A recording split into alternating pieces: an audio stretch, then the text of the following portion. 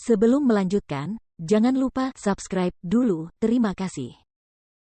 Bab 307 Arus Bawah yang Bergolak. Untuk bulan berikutnya, aku harus mengasingkan diri. Perhatikan lebih saksama apa yang terjadi di rumah. Jika tidak ada yang penting, jangan ganggu aku.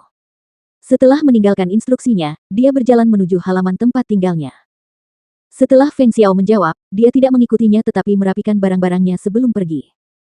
Setelah kembali ke kamarnya, Feng Jiu mandi dan kembali ke tempat semula. Tingkat kultivasinya saat ini hanya pada tingkat paling dasar.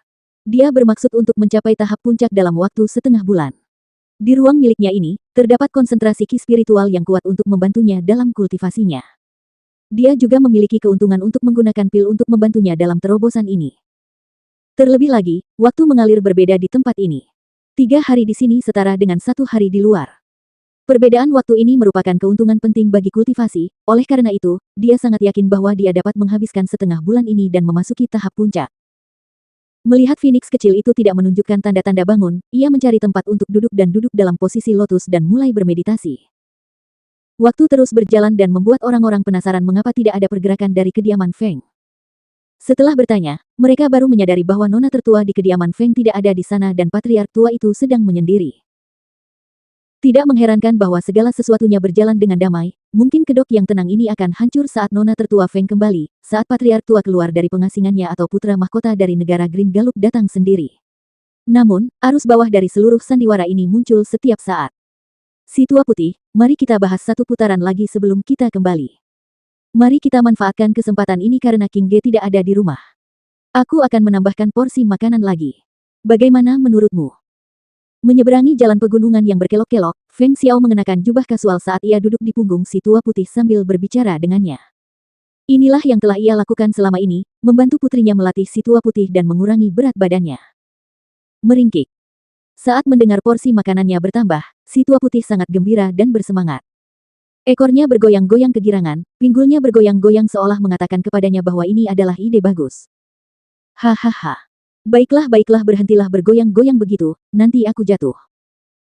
Feng Xiao tertawa terbahak-bahak saat kedua kakinya menjepit perut si tua putih sambil menepuk-nepuk kepalanya dan berkata, sebenarnya, kamu telah tumbuh pesat akhir-akhir ini, tetapi ini tidak berarti kamu bisa bermalas-malasan, kamu harus tahu bagaimana untuk tekun.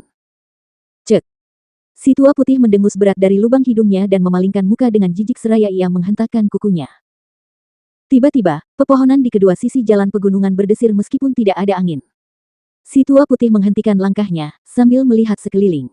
Ia lalu meringkik keras dan berbalik. Feng Xiao juga merasakan ada sesuatu yang salah dan wajahnya yang awalnya santai kini menjadi muram saat dia melihat sekeliling dengan waspada. Dengan suara tenang, dia berkata, bolehkah aku tahu teman mana yang datang? Kenapa kau tidak menunjukkan dirimu?